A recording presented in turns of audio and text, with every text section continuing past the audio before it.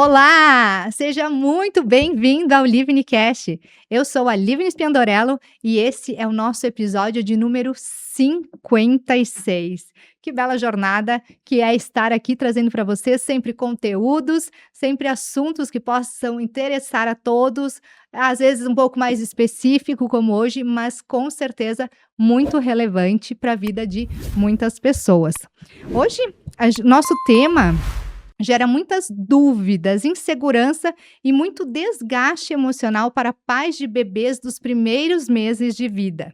Mas antes de dar sequência nesse assunto, quero lembrar você que se ainda não se inscreveu, se inscreva no nosso canal, ative as notificações e compartilhe esse conteúdo com outras pessoas, outras famílias que possam se interessar, que com certeza vai fazer muita diferença na vida deles.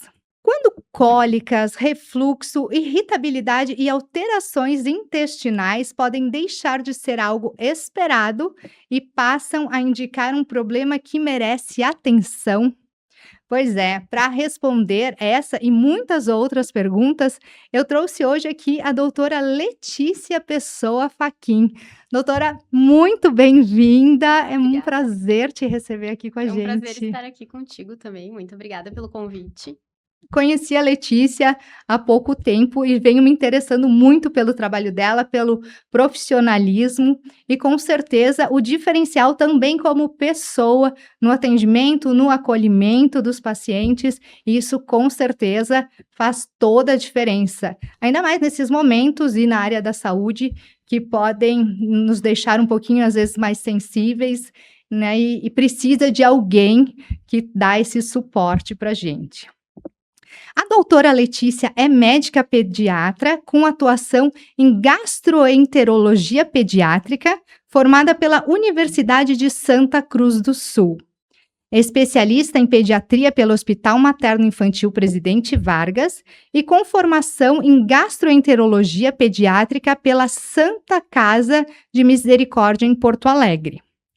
Com quase 10 anos de trajetória na medicina e milhares de atendimentos realizados, ela tem se dedicado a ajudar famílias a compreenderem e enfrentarem os desafios gastrointestinais da infância com segurança, ciência e, como eu falei antes, acolhimento.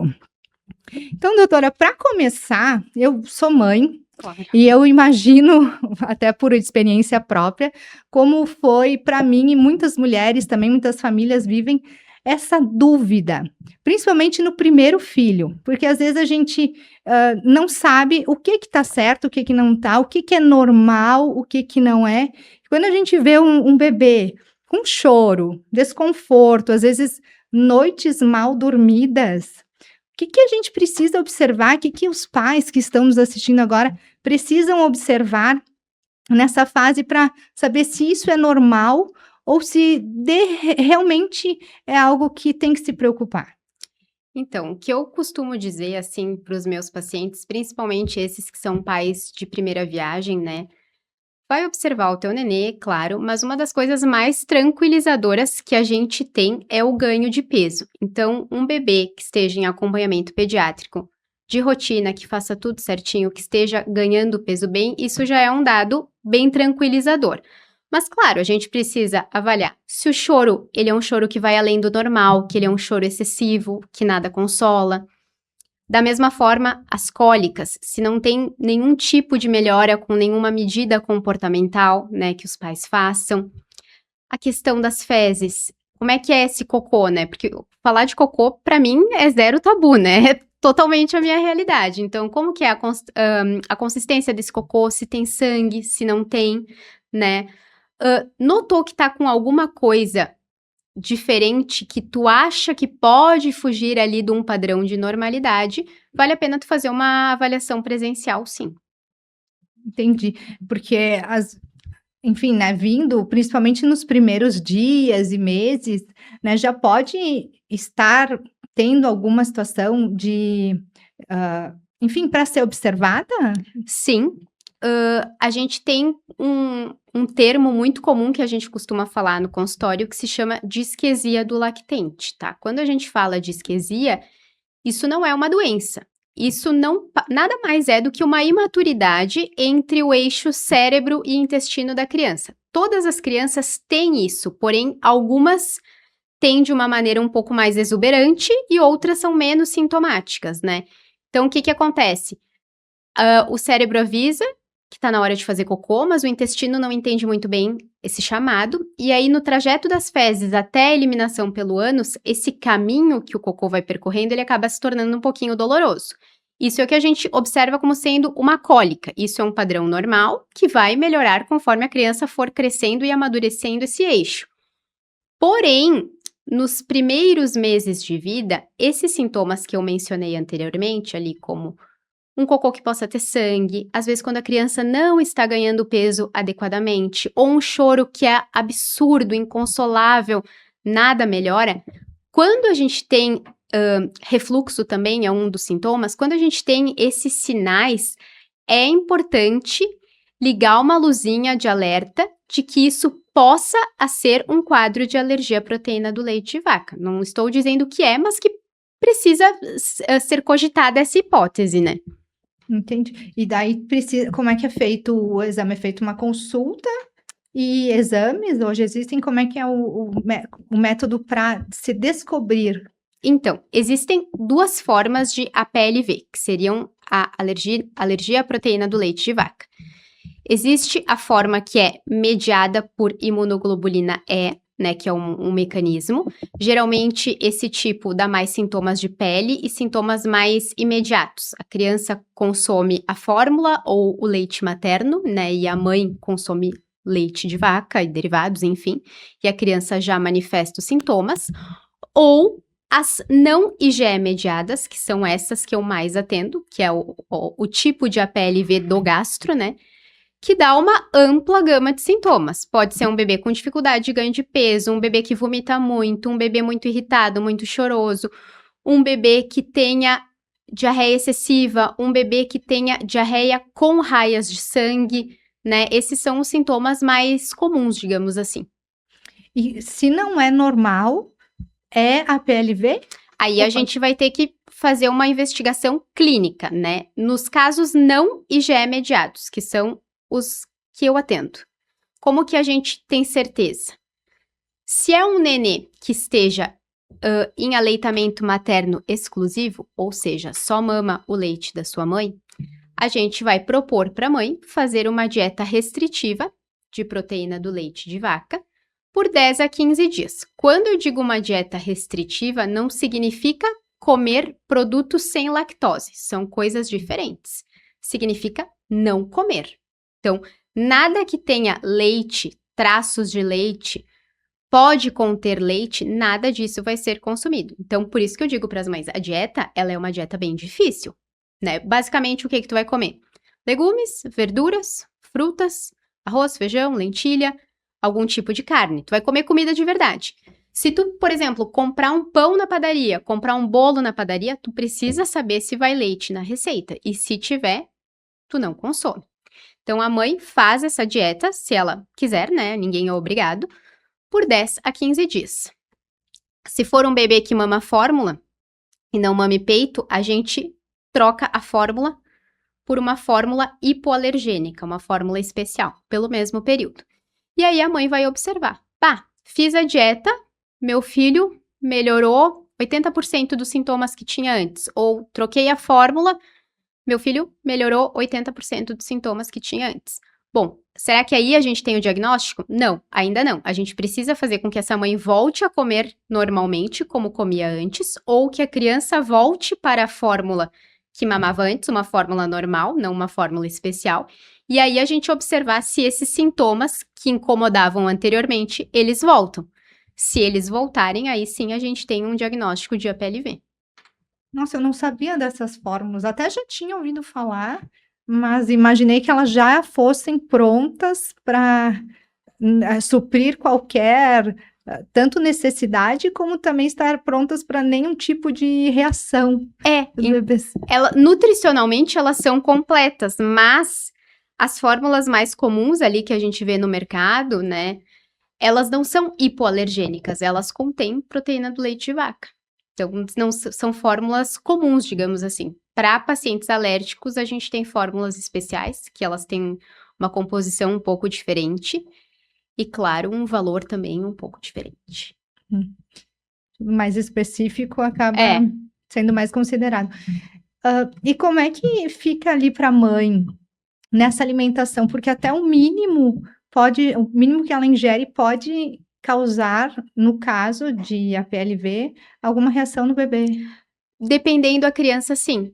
Depende do grau de tolerância. Isso a gente tem um pouco de dificuldade de avaliar. Porque quando a mãe consome, ela mesma já digere um pouco essa proteína. Então, a proteína que passa pelo leite materno para a criança, ela já vem, digamos assim, um pouco mais quebradinha. Tem bebês que, nesse caso, têm menos sintomas. Mas, por exemplo, tu vai oferecer diretamente para a criança, se for uma criança que já come, né? Quando a gente quer testar se o bebê já adquiriu tolerância, a gente oferece os alimentos diretamente para o bebê, né? Depois dos 6 meses. Vai fazendo um passo a passo. Primeiro oferece alimentos assados, porque aí o leite que vai em receitas que vão ao forno, por exemplo, o calor quebra a proteína. Então, a tendência é que tolere um pouquinho melhor. Criança tolerou bem, aí a gente parte para os derivados. Queijo, manteiga, iogurte, enfim. Tolerou bem, aí sim a gente vai para o leite in natura, fazendo uma transição bem devagar, digamos assim. E é bem provável que quem já nasce com essa intolerância seja para o resto da vida? Não. A alergia à proteína do leite de vaca, ela tem uma predisposição genética, né? Predisposição não quer dizer que vai ter. Então, muitos pais me perguntam assim, o meu primeiro filho teve, será que o segundo vai ter? Existe a chance, não é uma certeza, mas existe a chance.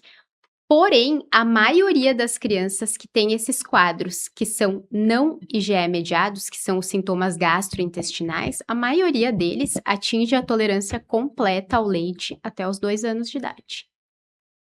Bem rápido, então não é, enfim, para o resto da vida, Não, esses cuidados. Os que têm sintomas de pele, que a gente considera uma alergia um pouquinho mais grave, esses podem demorar um pouquinho mais, 3, 4 anos, mas também não costuma ser algo que persiste para a vida adulta. Entendi. E nesses casos da alergia, qual é a diferença da alergia e da intolerância? Então, essa também é uma pergunta que me fazem muito no consultório. Alergia à proteína do leite de vaca, como o próprio nome diz, é uma alergia, é uma reação do sistema imunológico, né? A proteína do leite de vaca. Quando a gente fala de intolerância à lactose, a gente está dizendo que a pessoa que tem intolerância à lactose, ela não digere muito bem o açúcar do leite. Então, é diferente. Uma em relação à proteína, que é o, digamos assim, mais grave, entre aspas, e a outra é em relação ao açúcar do leite. Tu ser intolerante agora não significa que tu vai ser intolerante pelo resto da tua vida, né? Existem, em crianças, né? Tem muitos quadros de intolerância à lactose que são transitórias. Por exemplo, uma criança que teve um quadro ali de virose intestinal, que está bem comum agora aqui na nossa cidade. Diarreia, vômito, febre. Quando a gente tem muita diarreia, as enzimas lactase que tem no nosso intestino, que a gente nasce com elas vão sendo lavadas para fora junto com esse excesso de cocô que está saindo. E aí, temporariamente, tu pode ficar intolerante à lactose até que a tua mucosa intestinal ali se reestruture, cicatrize. Então, nesse período, sim. É uma coisa bem mais simples, intolerância à lactose, muito mais simples.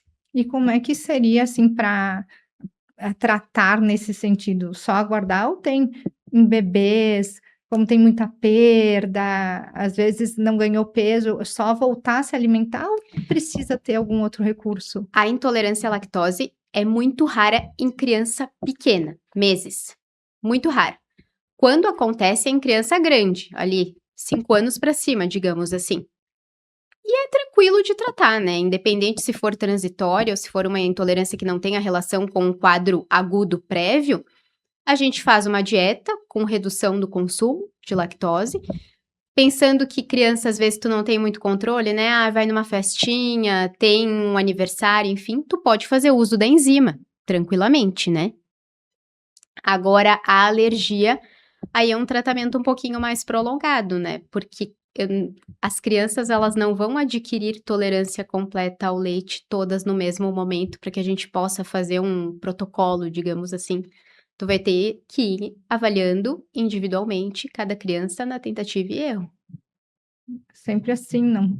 É, E hoje, o que não sei, porque eu também sou totalmente fora dessa área, né, minha área é totalmente diferente, mas quando a gente tem filhos, a gente começa a ouvir mais claro. sobre alguns assuntos e investigar, ir atrás.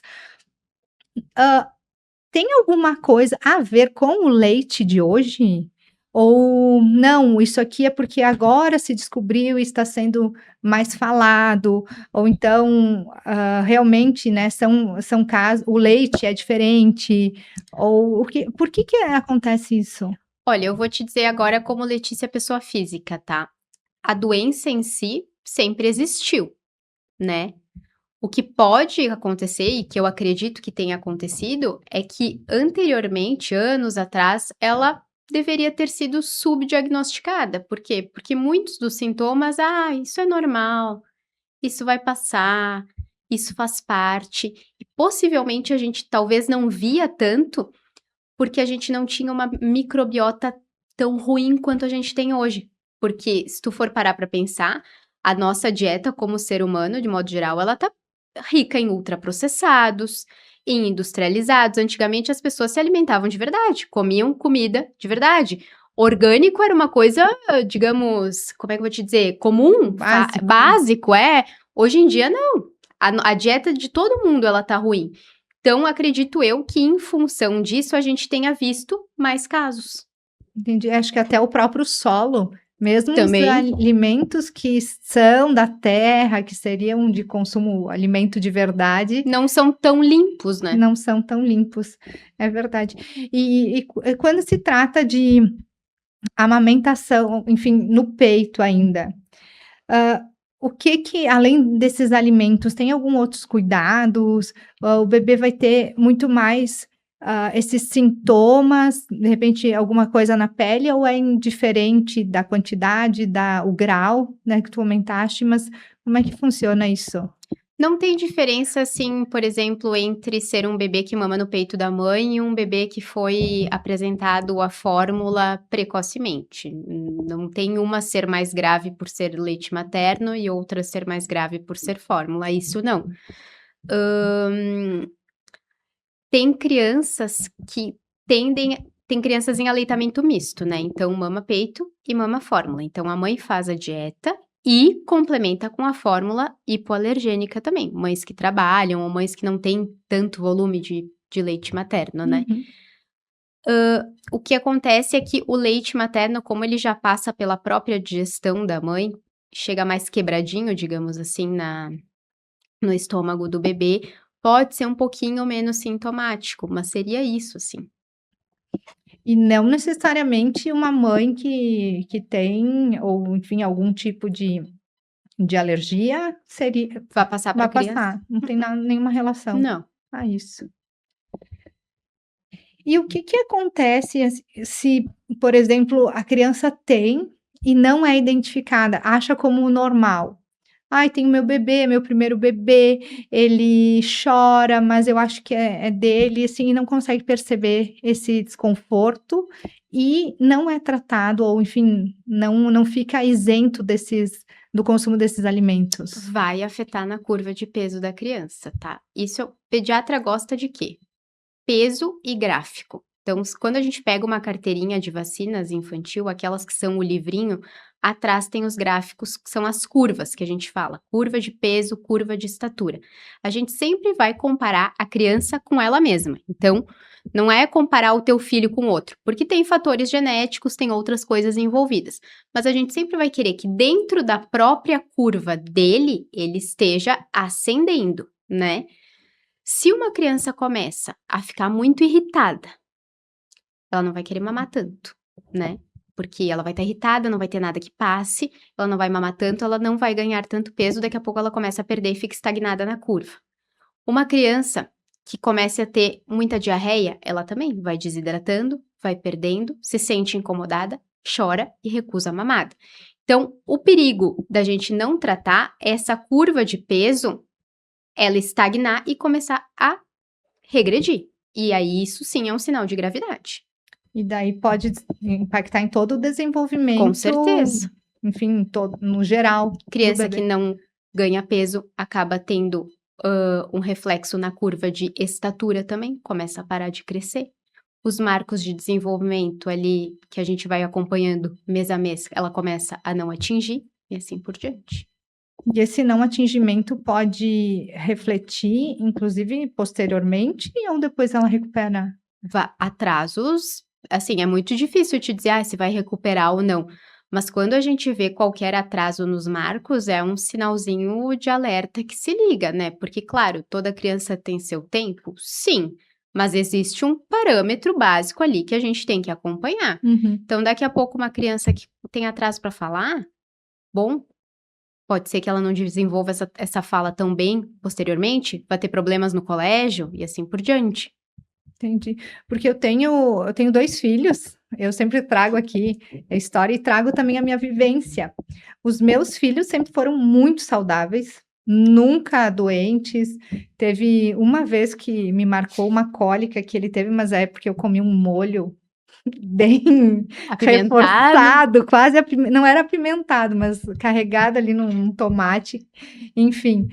E que eu vi realmente o efeito, Sim. né, daquilo que eu comia no bebê. Mas, sempre foram muito saudáveis, mas a curva, sempre cresceram, sempre a curva foi ascendente, porém sempre abaixo do gráfico, daquilo que seria o recomendado, não sei. É que quando a gente olha o gráfico, a gente tem uma linha verde, né? Geralmente ela é verde nas carteirinhas, que a gente chama de Z0, Z-score 0. Essa linha, ela significa a média, os 50%.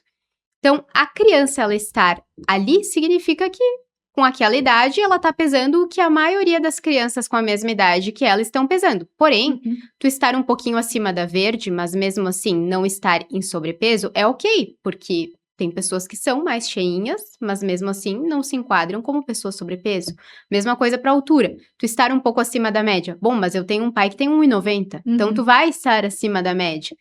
Então, o fato de tu não estar na linha central não significa alguma doença. Desde que o teu padrão tenha sido sempre ascendente, né? Como tu mesma falou, ok. Sim, porque é uma preocupação, a gente sempre achando. E também a gente vem de uma cultura, claro que graças a Deus isso vem mudando, mas que não digo sobrepeso, mas criança gordinha é criança saudável, é criança nutrida. E isso não é uma verdade. Isso é uma coisa que eu sempre tento desmistificar para os meus pacientes de consultório, que vêm constar por N motivos, mas eles acabam, sempre comentam, né, alguma coisa em relação à alimentação. E eu digo assim, tu não precisa ver o prato limpo. Por quê? Porque a criança nasce com um sinal que se chama saciedade, que é uma coisa que nós adultos já perdemos. Por quê? Porque a gente come por emoção, por tristeza, por alegria, por gula. A gente come com os olhos, né? Às vezes a gente nem tá com fome, mas a gente come até o final. E a criança, ela é virgem disso aí. Então, se ela tá ganhando peso bem, crescendo bem, e ela não quer mais o resto do prato, não força. Aquilo que ela comeu foi suficiente. E é isso. Eu cuido bastante disso. Até porque eu vejo... para não adquirir isso para a vida, porque a gente tem que comer tudo que tem no prato, às vezes já está cheia, e outra também porque para eles adquirirem essa autonomia e essa maturidade do que é suficiente, né? Exatamente. Por questões de escassez antigamente, né? A gente tem um histórico. Sim. E também uma outra coisa, né, que tu comentou, que eu trago muito, e que até fica um conselho, porque às vezes tu tá chorando, dá uma comida, dá um chocolate, dá uma recompensa. Exatamente, isso é uma coisa que eu também sempre falo, não barganha com comida. Tipo assim, se tu comer todo o teu prato principal, tu ganha um chocolate no final. Não, que daí às vezes a criança não tá com fome, mas ela quer o chocolate e ela vai terminar tudo. Então Aí não faz precisa. 2 erros. Come mais do que deveria e o chocolate doce. Exatamente. É um desafio muito grande, isso ainda mais quando, existe numa sociedade também, ainda é isso muito presente. Muito, é cultural. Totalmente, eu vejo que às vezes até escola ou amiguinhos, avós, principalmente com essa noção, com esse que não tem esse esclarecimento ainda. É, e se tu for ver, assim, escolas que ofereçam, refeições pré-janta, janta, lanches, se tu for olhar o cardápio, às vezes as opções não são opções tão saudáveis assim.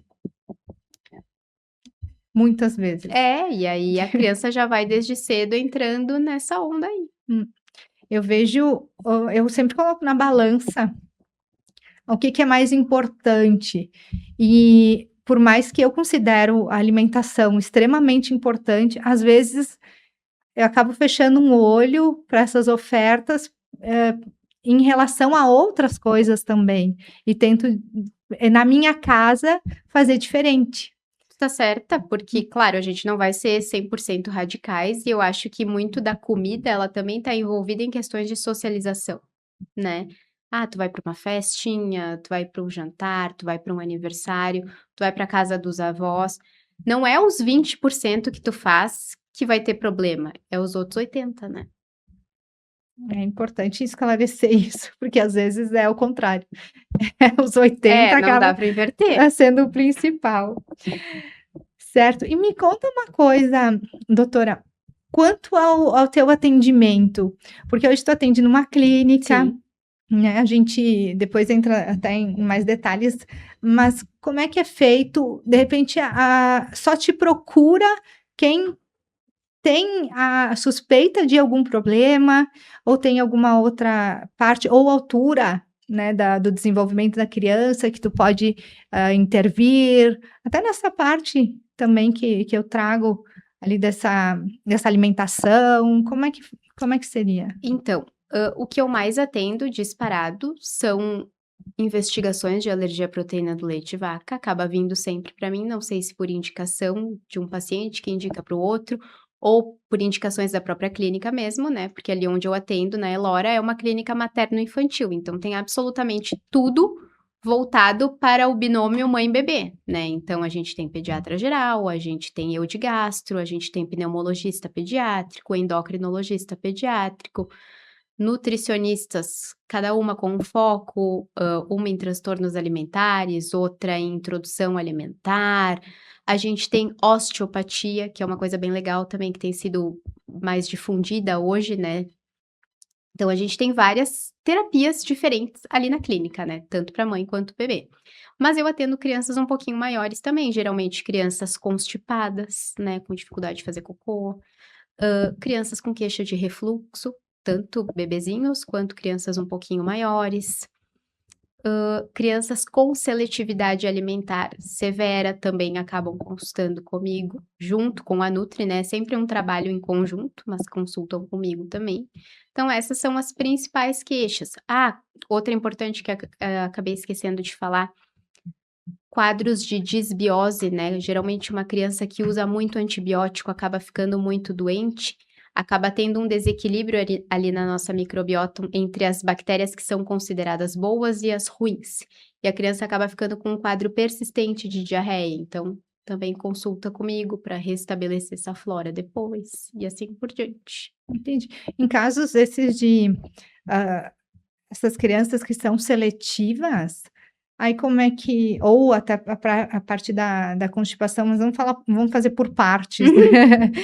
Hã, isso aí, a constipação, quando falando de bebês agora, Uhum, porque tem uma o que que é tolerável ficar constipado, nem sei se diz constipado sim. mesmo, logo no início, ou o que que é normal. Do do 2 dias sem já começa a se preocupar, ou até 2 dias pode ser normal, o que que seria Então, o normal dentro dessa situação? para ter uma ideia, um bebê que mame peito exclusivamente, ele pode ficar até 7 dias sem fazer cocô, e isso ser completamente normal. Desde que, quando faça novamente, sejam fezes mais pastosas, né, e um cocô que não tem, assim, uma força absurda para ser eliminado. É raro acontecer isso, mas pode. Então, a criança, ela não precisa evacuar todos os dias, ela pode evacuar em dias alternados, a cada 2. Não é só a frequência que vai importar, a gente também precisa analisar a consistência desse cocô. Então, uma criança que faça cocô todos os dias, mas que seja aquele cocô de cabritinho que se costuma dizer que são bolinhas, é uma criança ressecada, é uma criança constipada, mesmo que faça todos os dias. Uhum. Aí uma criança que faz a cada 2 ou a cada 3, mas que faz um cocô tranquilo, não sente dor, geralmente com aquele formato mais alongado, assim, como se parecesse uma salsicha, ok, tudo certo, não é constipada porque faz cocô a cada 3 dias. E a alimentação da mãe pode interferir nisso também? Ai, muito particular. A alimentação da mãe, ela pode interferir num bebê, mais em questão de cólica e olhe lá, é muito na tentativa e erro. Tem mães que notam que a criança tem mais dor, né, mais cólica, quando comem alimentos com cafeína, por exemplo, chocolate, Coca-Cola, chimarrão, né. Mas outras que não veem a menor diferença. Então, em relação a isso, não. A trancar o E cocô, não. e com essas crianças que são seletivas? Claro, de bebê, não, mas enfim, Depois que começa a comer. depois começa e ainda, é muito também do que é oferecido, por isso, É, né, se tu não apresenta. a criança, ela vai seguir o exemplo que ela tem em casa, não adianta tu falar e tu não fazer, né. Então, se tu quer que o teu filho coma bem, tu tens que dar o exemplo. "Ah, quero que meu filho coma brócolis, mas eu não como". Tá, e aí? Não, né. Mas a criança, de modo geral, ali dos 3 aos 6 anos é uma fase de intensa seletividade, no sentido, de não aceitar mais alimentos que antes comia tranquilamente. E o que que os pais não podem parar? Eles não podem parar de oferecer. A oferta, ela tem que ser mantida. A criança vai seguir não aceitando? Vai, mas não pare de oferecer, continue oferecendo, tá? Às vezes pode ter uma mudança em relação à textura, né, tem certas texturas que acabam incomodando mais, às vezes, por exemplo, quando é um pedaço de carne que tu tem que mastigar mais vezes antes de engolir, acaba incomodando mais. O que a gente sempre precisa estar de olho é na curva de peso, né. Seletividade alimentar é uma fase para a maioria das crianças, mas ela pode passar, que é o que a gente espera que seja normal, mas ela pode não passar também. E aí a gente precisa acompanhar certinho com o pediatra para ver se as curvas estão indo bem, ver se é só isso, se é só seletividade, se não tem algum outro comportamento ali envolvido que a gente precise analisar em conjunto, né, para ampliar o leque de investigação. Pois é, eu sempre penso a minha alimentação sempre, até ter filhos, foi bem liberada, né, nunca fui gordinha ou sobrepeso, mas sempre eu tive muito acesso a doce, principalmente, e Coca-Cola. Coca-Cola era o meu vício. Uhum. Até que um dia, bem como tu disseste, o exemplo, eu estava tomando uma Coca-Cola, assim, com toda a vontade, e minha filha tinha 1 ano e pouquinho, ela pegou aquele copo e levou para a boquinha dela, assim, ela estava no meu colo. E daí eu disse assim: "A partir de hoje, eu nunca mais vou colocar Coca-Cola na minha boca, nunca mais vou tomar isso aí". Isso já fazem anos, e nunca mais coloquei por causa dela, e era algo que eu tomava diariamente. É. Então, às vezes, ainda hoje eu fico: "Ai, uma coquinha, não". E eu vejo eles não tomam refrigerante, não, ou na escola ou em outros passeios, alguma coisa, coleguinhas tomando ou amiguinhos oferecem, até adultos às vezes oferecem, Sim. sem saber, e eles: "Não, não, minha mãe não deixa". Mas não tem a consciência a fundo, Sim, mas claro. pelo menos não aceitam. É, e é o que eu costumo dizer para os pais também, a criança, Quando, por exemplo, tu estiveres consumindo algo que não é considerado tão saudável, digamos a tua Coca-Cola. Eu também adoro uma Coca Zero, né? Não consumo com frequência, porque a gente sabe que faz mal, mas eventualmente, ok. A criança vai ver uma coisa diferente, ela vai querer pegar, ela vai querer provar, levar na boca, porque isso faz parte do desenvolvimento, é normal, é curiosidade. Mas uma coisa que eu digo bastante é: a gente não tem saudade do que a gente não conhece. Uhum. E é isso. Não desperta o desejo daquilo que porque é muito mais difícil quando tu diz não, é Sim. proibido, do que realmente não ter ali na mesa. É, e outra também, se tu for pensar de maneira prática, até não tão profissional assim, a vida vai te expor a essas situações. Então, tu vai pra escola, tu vai ter eventos, não tem por que tu antecipar algo que naturalmente vai acontecer. Isso eu falo em relação à ingesta de açúcar, porque eu Uhum. particularmente recomendo após os 2 anos. "Ai, mas querido, ele tá olhando, ele quer provar", mas por que que tu vai antecipar se naturalmente ele vai provar? Acaba sendo muito emocional a É, pessoa que fica pensando, né, exatamente. do querido, sim, exatamente. Graças a Deus eu consegui com os meus 2, pelo menos até onde eu sei, É. que eles não tenham ingerido açúcar. E depois hoje é bem tranquilo, ela é ma até gosta um pouquinho mais, mas, também entende, às vezes ela pede mais porque acho que passa pela cabeça dela, eu disse: "Ah, depois eu te dou". E aí esquece. E nem lembra. Esse final de semana até eles pediram, a gente foi no supermercado: "Ai, eu quero um chocolate, eu quero um chocolate", daí eu disse: "Tá, vou levar um pra gente dividir", aqueles Uhum, Trento, né, um para uhum. cada um. "Não, mas eu quero outro, eu quero", então tá, então leva um para cada um. Até hoje Tá lá o tá chocolate. lá, porque eu tenho o meu esconderijo, que é inacessível, mas até hoje nem lembram que tem o É, chocolate, não sabem isso que e eu, em compensação, pensando: tem o chocolate". exatamente, Ai, vou exatamente. lograr eles. Ai, queridos. Queridos. Ai. E Letícia, quando falam, hã, ao tempo, então todo esse cuidado a gente vem, agora voltando também do assunto da APLV, tem um limite quando a criança vai sentir isso, ou pode ser mais intenso? Quando Geralmente os sintomas surgem ali, não vou te dizer logo que nasce, mas completa de 1 a 3 meses é o pico, tá. Geralmente os pacientes chegam nessa fase. Uma criança que chega com sangue nas fezes, digamos assim, com 8, 9 meses, a PLV não vai ser a primeira coisa que eu vou pensar. uhum, Então é mais precoce. mais precoce. E ela pode ter sintomas até quanto tempo? Depende. Como eu te disse, né, Mas ela vai ter sintomas até que seja feita a restrição, seja pela mãe, pela dieta da mãe, ou seja pela própria ingesta da criança, né, ou pelo uso da fórmula. Se demorar para fazer essa restrição, é provável que os sintomas continuem existindo. A partir do momento que tu restringe e a criança melhora, não é para ela ter mais sintomas.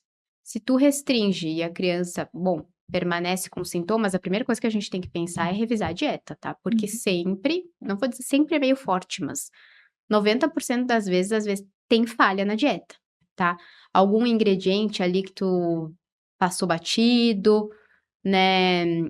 Comeu alguma coisa que não sabia muito bem a procedência, isso é chato, é bem chatinho, tem que ficar em mas cima. para dizer que, está curado, A maioria até os 2 anos, mas em qual momento dessa idade até chegar lá, depende muito.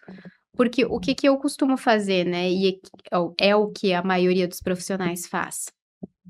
Beleza, tu diagnosticou, né, agora essa criança vai retornar para ti quando já estiver com a introdução alimentar bem estabelecida, então já tá comendo café da manhã, lanches, almoço e janta. Aí tu vai fazer o segundo teste de provocação oral. O primeiro tu fez quando tu restringiu lá no início para ter o diagnóstico, e agora o segundo tu faz para ver se a gente já tem algum grau de tolerância. Pode ser que nesse primeiro dê tudo certo e a criança já esteja tolerando leite, sim. Pode ser que sim. Mas pode ser que tu faça e a criança volte a apresentar sintomas, os mesmos que tinha lá no início. E aí, o que que tu faz? Dá um intervalo ali de 3, 4 meses para esse intestino se recuperar de novo e daqui 3, 4 meses tu tenta novamente. Entendi, mas jamais nesse período com medicamentos ou nada, só alimentar, Só alimentar. totalmente a dieta. O tratamento é a dieta. Nossa, muita informação. E doutora, Porque, na verdade, se os sintomas decorrem disso, tu tirando esse fator, é para não ter mais sintomas, né? certo. E tem como ser alguma outra coisa ainda? Aí vai depender do sintoma que a criança tinha inicialmente, tá? Por exemplo, se era uma criança que vomitava muito, né? É bem mais comum tu ter refluxo por APLV do que por doença do refluxo gastroesofágico. Mas, a primeira coisa que tu vai fazer é sempre testar a dieta, né?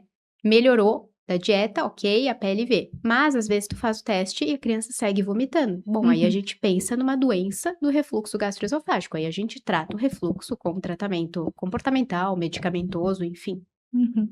E como é que é entrando nessa lacuna ali do refluxo?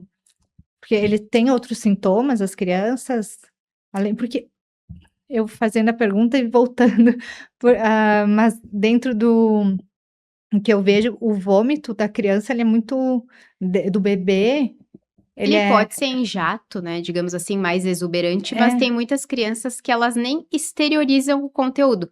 Por exemplo, tá mamando no peito, mas é uma mamada difícil, a criança briga, mama um pouquinho e larga. Ou às vezes tu nota que subiu o conteúdo, mas não chegou a vomitar, entendeu? Ele logo desce, como se ele subisse daqui, ficasse no pescoço e descesse de volta. Também a gente pode considerar refluxo. Uhum. E daí todos esses no caso de, realmente daí seria uma doença, o quê? Doença do refluxo gastroesofágico, que é mais comum ali a partir dos 6 meses, tá? Porque de 1 mês até mais ou menos os 6, o que a gente tem de refluxo é mais fisiológico, por essa imaturidade ali do trato gastrointestinal. Então, o esfíncter esofágico inferior, que é o caninho, a válvula que a gente tem ali embaixo entre o estômago e o esôfago, ele não fecha direito e às vezes esse conteúdo ele vai subir. Uhum. Ou a gente também tem que pensar, e que é comum, um bebê que esteja mamando além do que cabe dentro do estômago, né? Além da capacidade gástrica. Então, se tiver comendo demais, o excesso vai sair para fora. Vai voltar. Eu achei que ele tivesse Uma regulação. uma regulação Ainda nessa idade é um pouco precária, né? Uhum. Mas com o peito é difícil de tu poder quantificar quanto que tu tá dando, a não ser que tu esgote, né, na maquininha e tal, e administre pela mamadeira. Mas dá pra tu ter uma ideia. Por exemplo, quando a gente fala que o bebê que é amamentado mamar em livre demanda, é conforme ele pedir. Mais ou menos ali a cada 3 horas, né? Se tu tá vendo que um bebê tá mamando muito antes disso, tipo, a cada 2, a cada 1, pode ser que o estômago não tenha esvaziado ainda da mamada anterior. E aí tu vai botar mais leite em cima, esse excesso vai voltar. Entendi. E claro, o comportamento da criança também, né? Porque um bebê que vomita, bota ali seu conteúdo pra fora, mas tá feliz, tá sorrindo, tá tranquilo, só vomitou, um vomitador feliz, como a gente costuma dizer, ok, segue a vida, vai melhorar. Agora o bebê que vomita e tu vê que ele fica choroso, fica irritado, fica ruim, aí tu tem que investigar. Tem que atrás tudo. É sempre um parâmetro bem interessante o humor do bebê. Exatamente, porque como... O sono. Exato, o sono muito importante também, tá? Porque a gente a mãe que tá no puerpério, ela já tá, assim, com os hormônios a 1000, né, numa situação difícil, com privação de sono, tudo que tu vê, acaba sendo piorado, né, acaba sendo, às vezes, mais estressante do que de fato é, porque tu tá cansada, né, e o bebê exausto, que não consegue entrar num sono profundo, a mesma coisa. Então, a rotina de sono também é bem importante para tu ir ajustando todas essas questões. Certo. E doutora, para aqueles pais, as mães que estão nos assistindo, né, que acompanharam o conteúdo, o que que tu teria como indicação, até de repente que não foi dito até agora, mas que seria um conselho para eles, né, a tua mensagem final para os pais que às vezes estão na dúvida, ou não sabem exatamente o caminho a andar, né, tua palavra. Eu acho que, claro, os pais eles têm que da mesma forma que a criança vai ter que se acostumar com os pais, porque ela saiu de dentro da barriga e ela estava acostumada ali, estar no seu ambiente fechadinho e ela agora está convivendo de outra forma, os pais também têm que se acostumar com a criança. Então, conhecer o teu filho, né? E se a tua intuição de mãe estiver te dizendo que algo não tá bom, escute, vá atrás. Importante. Mesmo sem Exato. ter o conhecimento, mãe é fenomenal. Pode ser que não seja Exato. nada? Pode ser. Mas não deixa passar, vai Uhum. atrás. Que às vezes a gente compara também, eu vejo sobre o ir atrás, eu sempre fui, obviamente, mas e geralmente não era nada. Mas também tem aquilo da comparação com o outro. Às vezes tu olha, nossa, Muito. mas o meu filho, esse negócio de ganho de peso me Muito bom. pegava bastante. Mas será que tá normal? Mas o fulaninho, o amiguinho, né, outras amigas também, o É. filho tá conseguindo, por que que o meu não tá comendo? Ou enfim, alguns alimentos, porque demoraram para depois de 6 meses conseguir a comer de verdade. É bem E comum vem as mães fazerem essa comparação com outras crianças. Por isso que eu sempre, quando eu vou colocar o peso, eu sempre meço a criança e peso nas minhas consultas, mesmo que não seja uma consulta pediátrica geral. Sempre meço e peso. E gosto quando tem uma carteirinha que vem com esse gráfico preenchido, tá? Isso é o correto. Porque se tu troca de profissional, como é que o outro que vai te atender vai saber todas as coisas se tu não anotar no documento da criança? Isso é uhum. básico. E eu sempre mostro para a mãe e explico os gráficos. Então eu digo, ó, tu tem que comparar o teu filho com ele mesmo. Períodos de doença, ficou resfriado, ficou gripado, teve diarreia, pode afetar na curva. Bem comum. Por quê? Porque a criança vai ficar mais inapetente, né? Ela não vai ter tanto apetite. E tá tudo certo, mas à medida que melhora, a curva tem que voltar a subir, né? Então isso é uma coisa também pra gente observar. Doutora, quero te agradecer tua presença aqui, com certeza trouxe muitas coisas. E quem te viu aqui tem interesse em se consultar, acendeu alguns alertas, querem conversar, levar os filhos, como é que faz para te achar? Bom, primeiro pode me procurar no Instagram, que o meu arroba é Letícia Gastropede. Ali na minha bio vai ter o link de agendamento, né? Eu trabalho na Elora, Clínica Materna Infantil, aqui em Caxias do Sul, na Pinheiro Machado.